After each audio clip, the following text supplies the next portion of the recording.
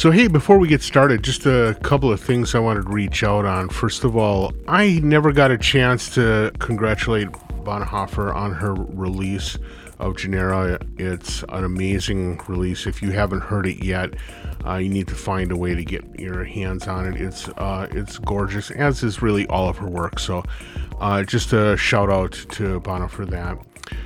Secondly, I got an amazing bit of vinyl in the mail the other day. It's from Ton Anderson Kunert. It's called Conjectures, and it is a work that he did all on a Moog System 55. That must have been an amazing effort, and the release is beautiful. So many thanks to Todd for sending that out, and if you get a chance to check it out, it's called Conjectures, and it's on the Room 40 label. It's definitely worth checking out. And then finally, in more news from our friends out there, podcast number 2 was done by Dan Nygren, and he later on came and did a follow-up just a couple of months ago. And what's interesting is a big part of what we talked about was the work that he was doing for an upcoming editor for the Fismo, the Ensoniq Fismo. Well, apparently that thing has just been released. In exchanging information with Daniel, it sounds like he's still pulling his hair out now just out of habit rather than working on the software. But it sounds like it's come together, and if you are into the Fismo, and I suspect about 100% of the remaining Fismo owners probably listen to this podcast.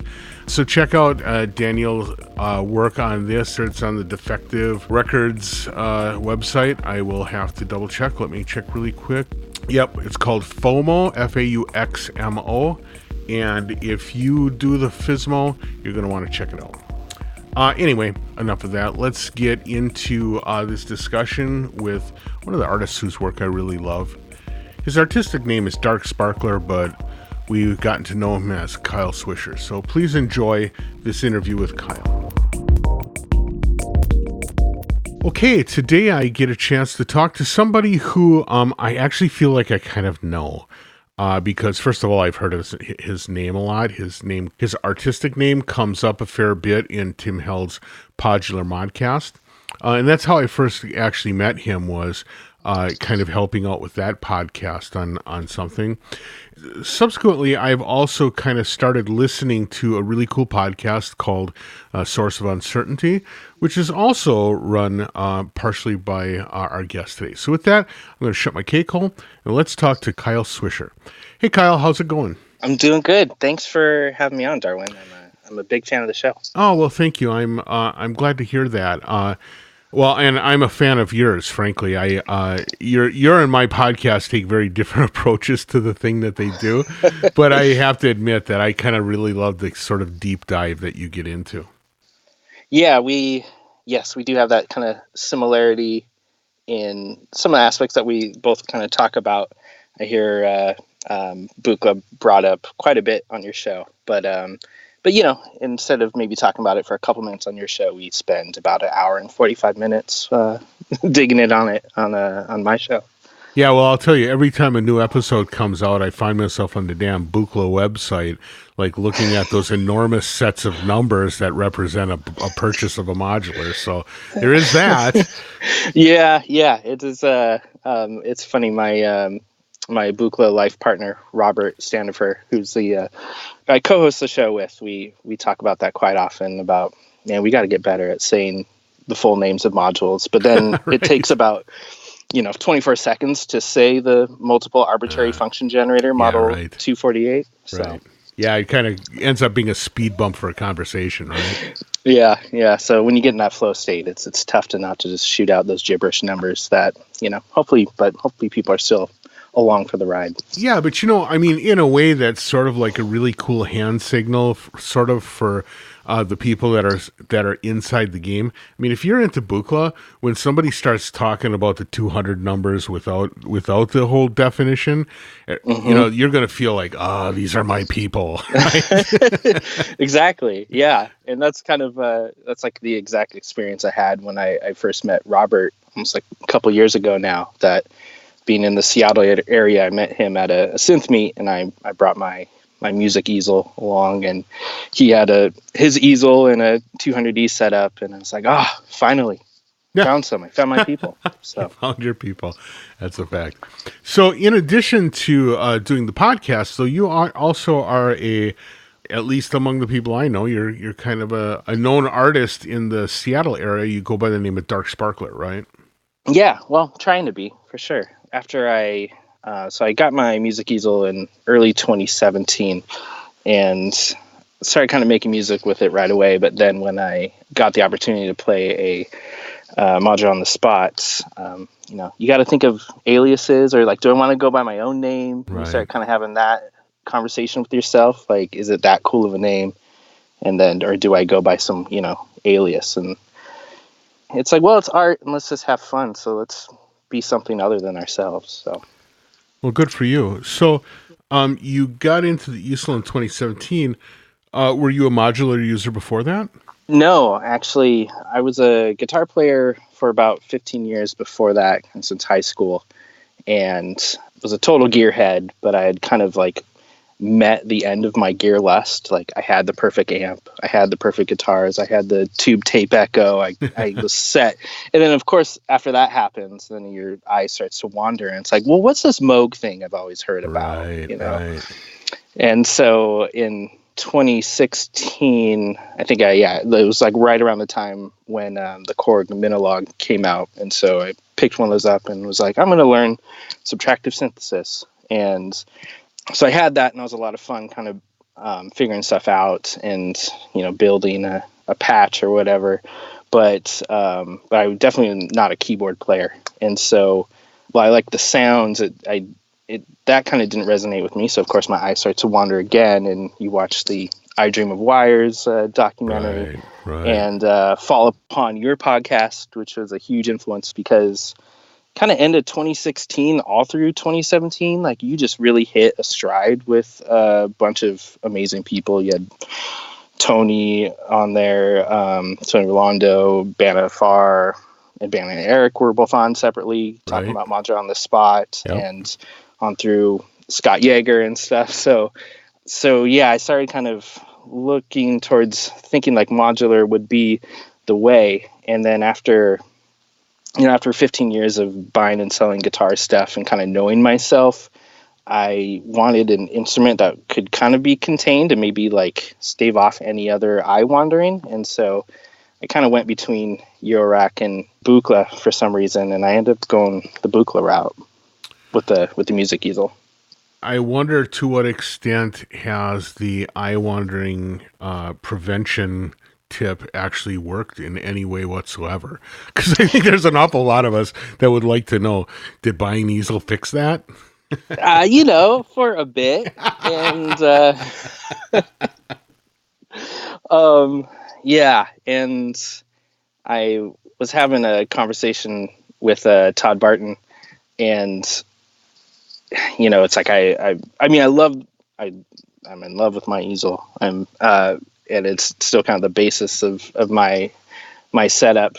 And I don't know, just talking about stuff and just realizing like, how much more power is in some other stuff, Buchla-wise, other modules. Yeah, so I have started another 18 unit case that is growing slowly. I did make sure, like, I say I'm on I'm a Buchla user on a Korg budget. So got it. Sure. Okay. So it's very slow and low, and adding few pieces along the way. Right. Well, so by the time I retire, I'll have a setup. Good for you. That's a good. Everyone has to have goals, right? Yeah. Uh-huh. Now, as Dark Sparkler, you've actually put out 2 albums. The first, or I think the first one, is Year One the first album you did, or is the? The Year One is was the first album I did, and that was basically just my Year One with the music easel. My first one. Yeah.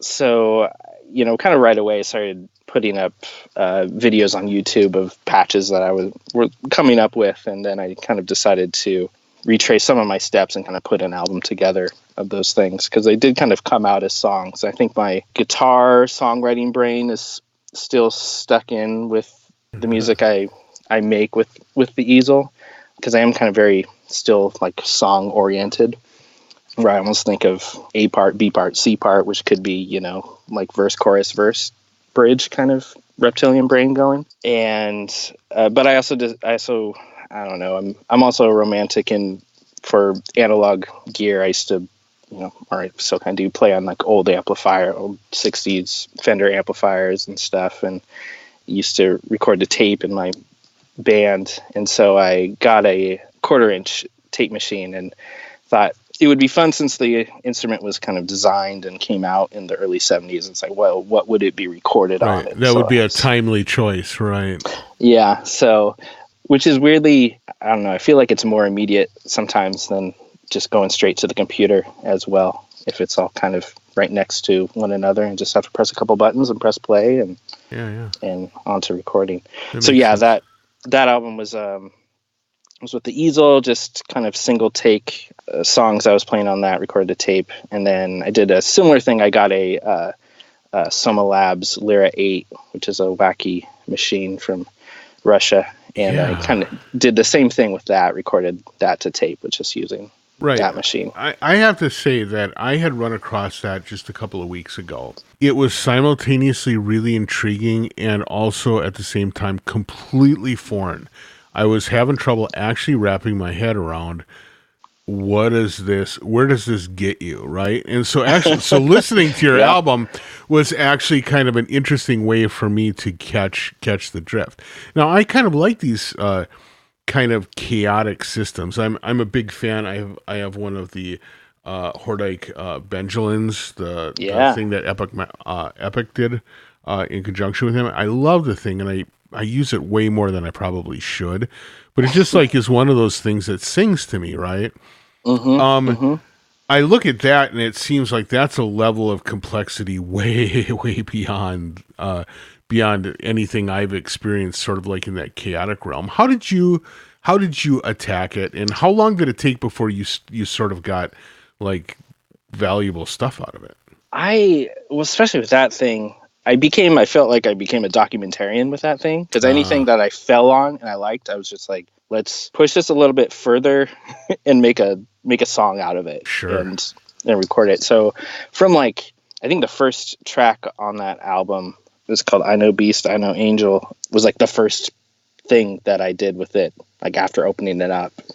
And it just kind of grew from there. And so that whole album is just me kind of figuring that thing out and trying to make melodies with it sometimes, and then sometimes letting it do what it wants to do and just dive into utter chaos. So I feel like I get I feel like I kind of go through different genres in that thing throughout that album. Sure. I want to come back to that because I'm a little fascinated by that sort of it almost sounds like you're mining for like a collaboration with the machine. And I want to get into that a little bit more in a minute. But sure. Before we go there, one of the things I like doing in my podcast is learning a little bit about how people got to be the artists that they are. And you've already kind of dropped some hints of kind of being a long-term guitar and gear nut. But I'm a little curious, like going back farther, what were the things that drove you into being a musician, and what were the things that were early influences that got you to be the artist that you are? I just want to stop and say it's pretty amazing to hear you say that to me, because I've heard you say that to about 200 to 300 other people. So didn't expect myself to be in this position. So you'd think I'd have an answer right off the bat for you, but it shouldn't have come as a surprise, man. I know, right? Watch it. So I guess I don't know. I've always been in kind of the Seattle suburb area, grown up, and still live out here, and kind of in the echoes of the grunge era. It was about that kind of all ended about 10 years before I could have actually gone to shows. Mm-hmm. But I was really I guess I've always kind of been into music. My parents my dad played guitar, so he supposedly he was playing the Doors' "This Is the End" while Mount St. Helens was going off. Wow. But they were always into great music when I was growing up, and my dad would play guitar somewhat, and I don't know, I just kind of really locked into it as an early age. And I think that was like one of the first things I knew I wanted to do, is like, I didn't think of myself as a musician, but I wanted to be involved with music. So I thought I was going to be like a recording engineer, something like that. Right. And then it wasn't until like high school for like my senior project, we could, I don't know why, but given free range to kind of do whatever we wanted to do for our senior project. And so I was like, well, it's maybe a good time to learn how to actually play the guitar. So yeah, did that, and I was hooked and started playing in bands, and had a good run with one up kind of through the mid 2000s. And then after that ended in 2007, and that's kind of when adult period started taking over, where get the good job and got married, and so kind of all this, all that stuff. So music became, instead of kind of like the main goal in life, it became the therapeutic thing that I would do after work, and but always just so passionate about it. And so after it, kind of went on like a 10-year like performing hiatus, or I was always kind of doing, writing songs and doing bedroom demos, but not really collaborating with anybody or anything like that. But yeah, up until I think like late 2016, or maybe early 2017, where I then started playing in another band with some friends, and then got the music easel and kind of started playing music with that out. Kind of all happened at once. I think it's also coincides with my son being a little bit older and a bit more self-sufficient, that got some more time back to myself. Sure, that makes sense. So when you rejoined the world of the bands, you abandoned guitar and you just went right into the unknown world of synthesis?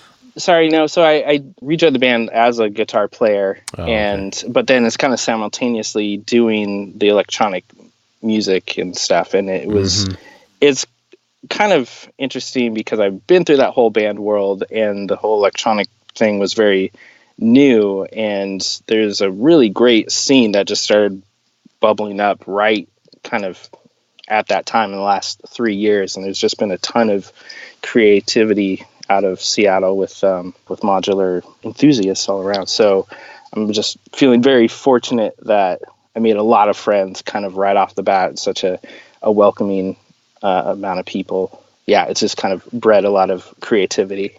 Right on. Well, it's interesting that the Pacific Northwest ended up being the place that so significantly embraced modular synths.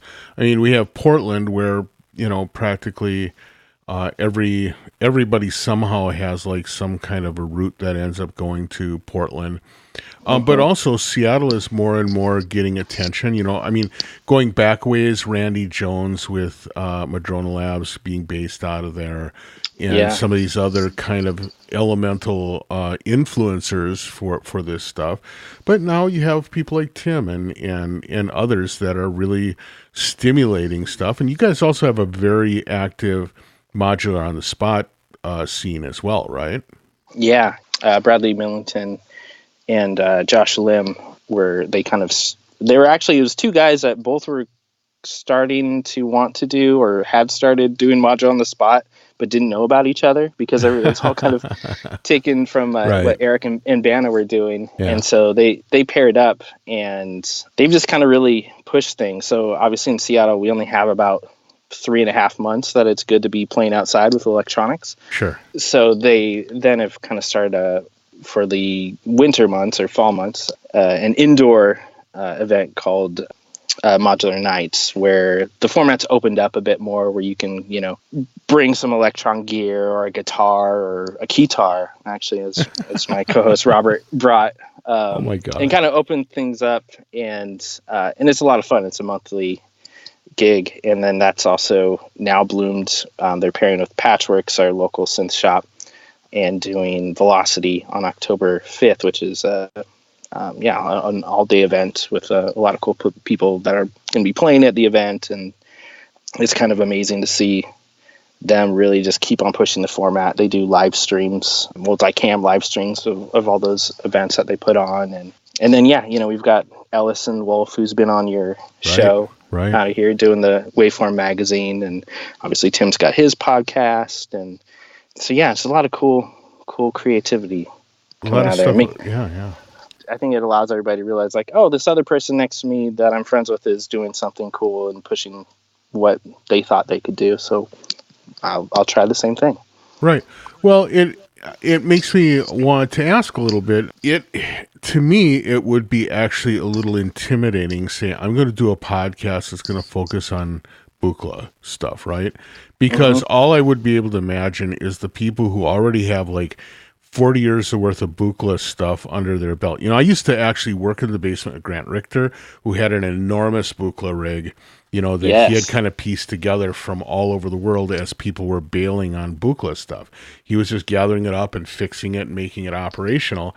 And, you know, to me, it would be sort of like hard saying, how can I talk about this thing when that's the guy who really knows what's going on? I mean, how do you get over the intimidation factor of, or like you're talking to Susan Ciani, for example, you know, how do you not get like intimidated by having to talk to somebody who has like 10 times the background in this stuff that you do? I think it's just like crazed, insane enthusiasm that I have for the instrument and all this stuff that, like, yeah, I don't care. Right. And really, like you say, you know, like that, I don't know if that beast of a machine is still in the basement of Grant Richter's place, but I feel like there's no central area of the history of Buchla in a way. True. That you can just kind of, I guess that's in maybe this format, or that's in the easy way to ingest the stuff. I mean, you just kind of scour the internet and you find Mark Verbos's blog. Right. I scour through your episodes and listen to Mark Verbos on your podcast, or Peter Grenader, or, you know, all these people you've had on that will talk about their experiences with Buchla. Right. And yeah, I just kind of, just have a crazy enthusiasm for it. And I kind of have realized if I'm so much into it, there's got to be other people that are into it too. So, and I found that with my friend Robert, who I do the podcast with. And so far, yeah, we've, it's been going quite well. And the response has been much more than what we expected. It's been great. That's fantastic. Now, I'm curious about your use of the Buchla as an instrument, because in a way, one of the things that's neat about the easel, unlike a lot of modular systems, is that it is a largely self-contained unit. I mean, you can expand it a little bit, but largely it is the thing that it is. And so much like you can sort of say, well, you know, this guitar player and that guitar player use the same instrument, so I can sort of like understand what their voice is, because it's not the instrument, it's the thing that comes out of it. It seems like the easel is actually one of those devices. And when I listen to your work on the Year One album, and then I listen to, say, something that I know that Todd did with a easel as an example, or something maybe that Nathan had done, right? I can get a sense of, okay, that is the voice of that person, because the instrumentation is the same, but the expression comes out differently. I actually really think that's an interesting aspect of the easel itself. Yeah, it is. I guess it does take what you want to give it and how you want to attack it. I mean, half the thing is a keyboard, or, you know, touch plate. Right. And, you know, a lot of, if you watch Todd play, he's definitely not using that thing chromatically much of the time. Right. And is more focused on the modular section of the 208 up top. And it is kind of funny that it does kind of have that quality of like being a guitar or something, or how is this person going to attack it? But there's always that adage of like, well, I know I've heard stories of like Eddie Van Halen coming by and like picking up somebody else's guitar that they own, like, wow, Eddie's going to play my guitar. Like, I wonder what it'll sound like. And it sounds exactly like Eddie Van Halen, even though it doesn't have his setup or anything like that. Sure. And I think, I mean, really, there's probably only 20 or so easels. I mean, that number fluctuates before the reissues came out in 2013, I believe. So it's still kind of fresh in a way, or not. There's not a lot of recorded history with it. So I find that exciting too, that just more and more people or it's getting into the hands of more and more people. That's actually that's actually an interesting point about Buchla in general, which is that it has such a storied history, but because the quantities were always relatively low, it meant that, you know, nobody made like the switched on country music album using their Buchla, right? Yeah. It just wasn't a thing. And so in a way, even all of the Buchla expression is still kind of fresh to our ears because we just hadn't been overwhelmed by it. No, we didn't have that.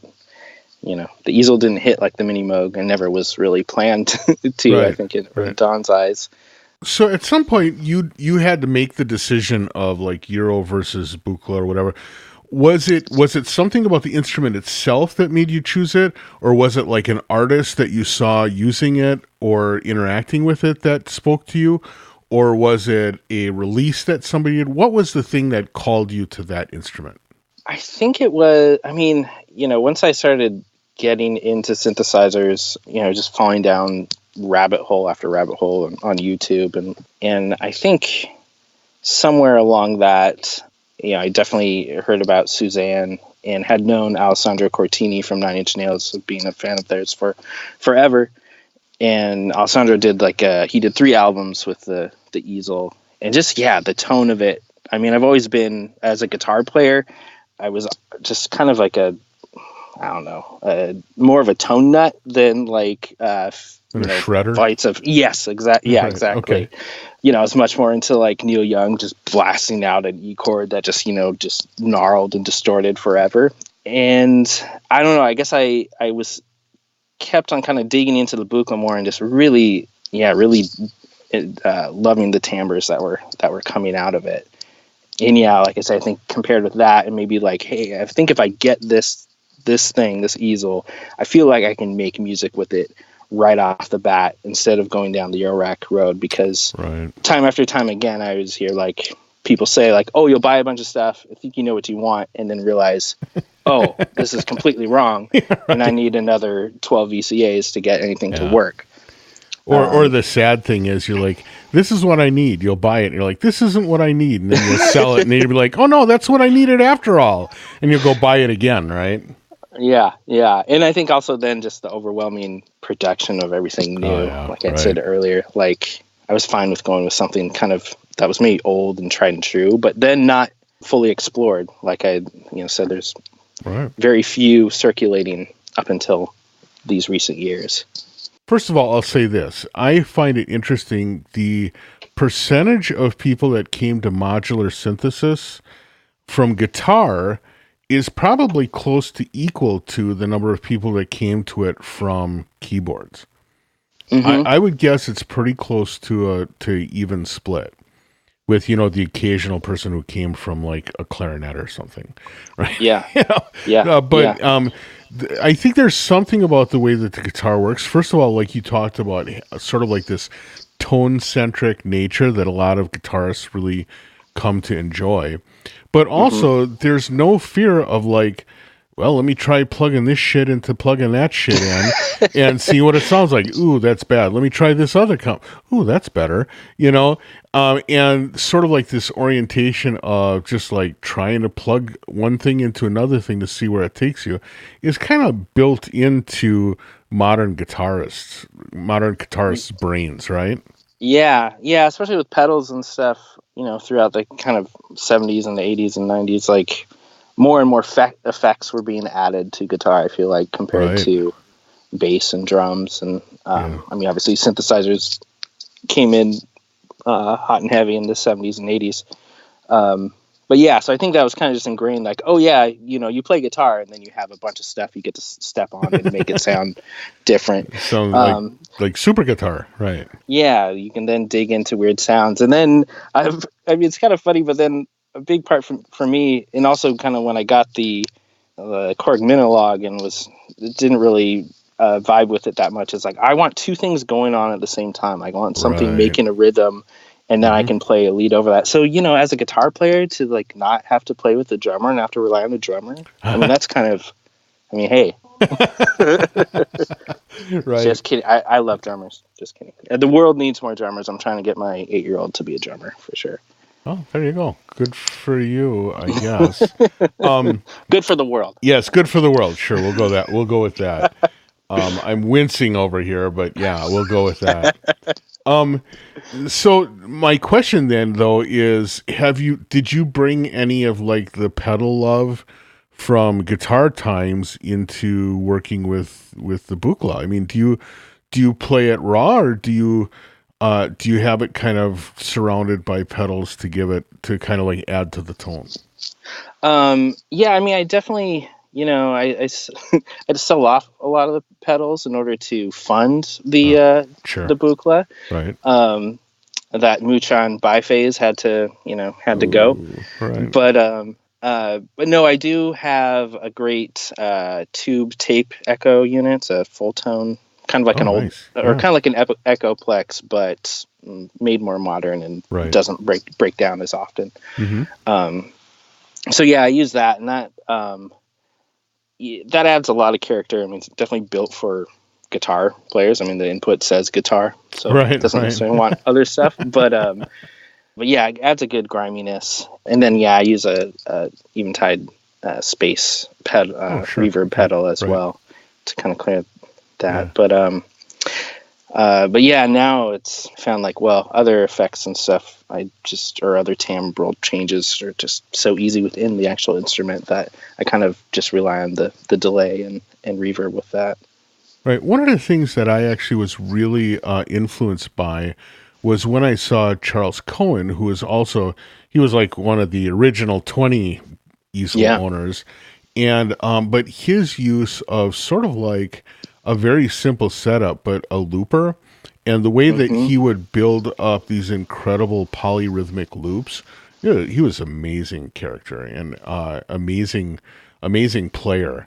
And I really loved the work that he did, and that actually really turned me on to sort of kind of always wanting a looper around my modular. That seemed to be kind of a natural fit. Yeah, I think I often thought about that should be my next my next thing I go for, because Todd Barton uses a looper a lot of time, and yeah, it just opens up a whole new world of it, because I get so stuck into I make a patch and I then just try and stretch it out as far as I can, but I can't go too far out because I want to maybe get back to section A, and I think that would just lend a whole new tool set to work with. Well, I'm glad you said that, because that was one of the things I wanted to come back to, because frankly, I don't frickin' know how you do that.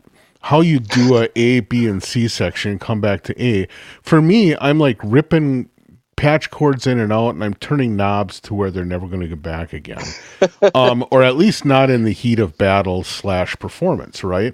What are some of the tricks, or how do you make it so that you're going to be able to make that pullback? You're going to be able to come back to where you were.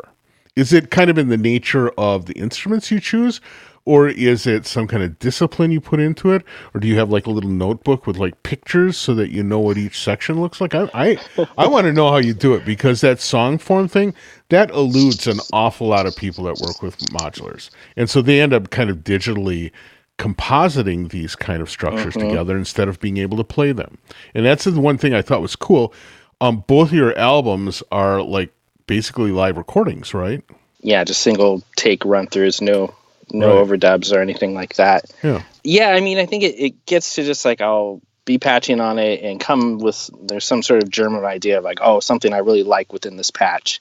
And then it's, figuring out what could be a good B part. Is it just changing the notes that I'm playing, or just changing something timbrally, figuring out ways to change tempos. And so you kind of have like these different things that can differentiate between kind of different parts, or adding 2 or 3 things together to get different parts, but not straying too far away that you can get back to part A or B or do it again. So yeah, and there is live patching and things within the sets or within the songs. I do try and work hard to extend these patches to feel like a full song. I guess that's what I take it all in. I love all all stuff that's made with these instruments, but like I said, it's just kind of like my reptilian songwriter brain that likes that structure still, because it is not a lot of people do that with these instruments. Right. Well, and actually, I tend to notice that in a lot of cases, people just build up and up and up, and then it's like fade out to the end. And that's an option, but it shouldn't be the only option, Yeah. Yeah. And I mean, as long as that crescendo is, you're going to blow your socks off, like, then that's great. That's what we've all, right. That's what we all buy it. That's what we line up for, right? Yeah. Building towards. But yeah, I think just, half the easel is a keyboard, and that can be very useful. I think there's not a ton of controllers within Eurorack compared to what's been built into Buchla all along the way. I think that would be kind of a good thing for people to get into, or maybe, I guess everybody's got a different approach to it, and that's probably not what they want to do. They want to do something completely different, not have any type of touch controller. But it is nice I feel like for me, I'm not dealing with a quantizer or anything like that. I'm the quantizer at this point. Yeah. And making deliberate note choices, I feel that can sometimes be more meaningful than letting the machine take over. Now, one of the things I noticed from the body of work that I checked out of yours is that you have actually had the opportunity to work with a choreographer, and that's always been kind of an interesting thing to me. I find working with dancers and choreographers to be incredibly inspiring, and it always tends. It's more than just doing like visuals with your track. There's something about that human body and the response, the real-time response, that really works with sort of the improvisational nature of what we try and do with these instruments. How did you get started working with dancers, and what is your experience in interacting with them? Yeah, I started working with my friend Madison Rose Bristol about a year and a half ago. It's funny because in Seattle, I feel like I kind of knew where it's like, oh, this is where you go play. Here's all the venues to play rock music in, and there's kind of not the same thing. Well, now I'm playing this modular synthesizer. Like, other than the modular spots on the spot stuff, there's not really many other go-to things to do. So I just started going through the local stranger magazines, with the kind of local Seattle newspaper, and was like, well, came across a bunch of ads for dance companies, and I was like, oh, well, they need music, right? That could be something. And there's the Seattle International Dance Festival was actually holding an event where they were going to pair random musicians with random dancers, and giving them a very short amount of time, like 10 hours or something, to put a piece together and then perform it like within a few days of that. So yeah, I put my hat in the ring, and they liked what they heard. And so yeah, I got paired with Madison, who at the time was a student at University of Washington. And so, yeah, it was interesting to kind of, I knowing nothing really about modern dance, but just excited for the whole event. It was really cool to hear her kind of speak a whole different language of art. And I really tried to soak that in as much as I could. But also it was kind of interesting. Like, I was very self-conscious walking into this dance studio with my music easel and a speaker cord, and being like, you're not really going to get a on the floor dance, right? So, what you'd maybe hear on the radio or something from me. But yeah, she's totally game and had a great attitude, and we definitely clicked. And so we had a good performance, and she kind of choreographed that with several other dancers. And then a couple months later, I was going to play at Modular on the Spot, and kind of saw the opportunity. It was at Gasworks Park, which is kind of like the most Seattle park you can get. There's, the Space Needle in the background, and a rundown oil rig and behind us, and so yeah, we performed there too, and that was really a great experience. And so now, yeah, we've done a couple other performances together too, and yeah, hope to do more in the future as well. Well, one of the things that I find interesting about modern dance too is that they share something with sort of like the modular synth world, which is that you do these really complex things, but there's not sort of like a standard notation.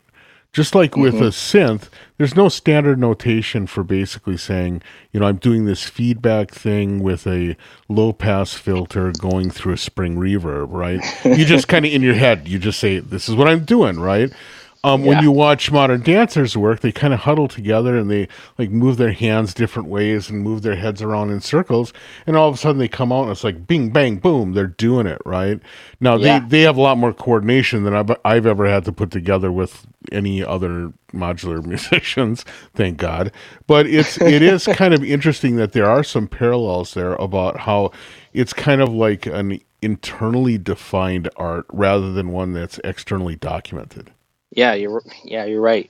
And it's been interesting too. We've kind of, as the collaborations have gone on, we've been just the interaction between us and the kind of music that we settle upon and her movements and us reacting to one another have just kind of grown throughout each performance. And so kind of, I usually when I perform, I do want to have obviously I'm like kind of recreating these songs I've already done before, or I definitely have stuff mapped out, and where this last one, we had on both our ends, kind of just a lot of improvisation between us, her reacting from, me moving timbre sliders and bringing in crazy FM clangs, and, then me needing to bring it, down quieter if she's, not being as exuberant with her moves and stuff. So ends up being a real conversation, right? Yeah, where they kind of, they match each other well with all the the sounds we're able to produce with these things and their movements that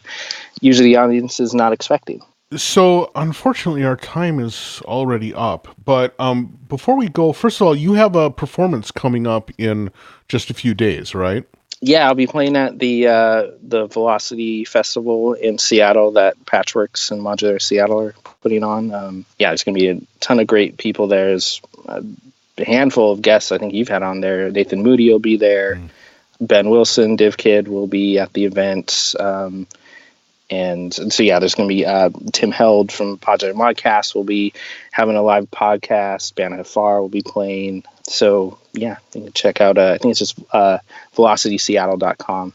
If you're in the area, you should check it out. And are you working on any new music for release at all?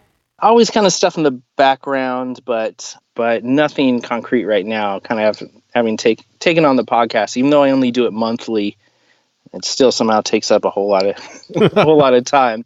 And the whole idea was like to do it monthly, so it wouldn't take up as much time. But, it's the thing. Yeah, I don't know how you do it. I have a very understanding employer.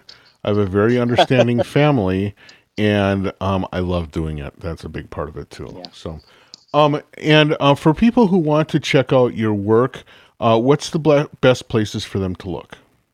They can go to darksparkler.bandcamp.com for the albums that I've put out. If you also search Dark Sparkler on YouTube, I've got several of the performances with my friend, the Madison, the dancer, we've got up there.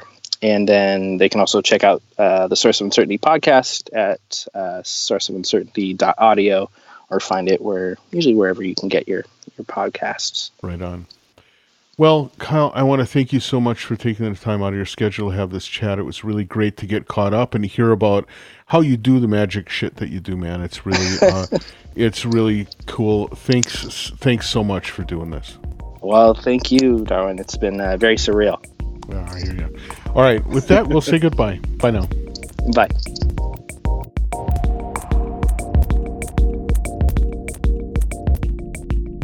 Well, many thanks to Kyle for that great interview. It was really interesting to hear about all of his learnings with the Buchla. You can imagine that was quite a journey for him. And yet another person coming from a guitar background. Go figure. I think it's just the love of plugging stuff into other stuff that makes that kind of happen. I want to thank all the people that have been supporting me throughout. I want to thank the people that have been so kind as to be interviewed, other people that have shared the podcast with their friends or shared it online. This stuff really means a lot to me. I want to thank you so much. And with that, I am going to let you go for the week. Have a good one. Bye.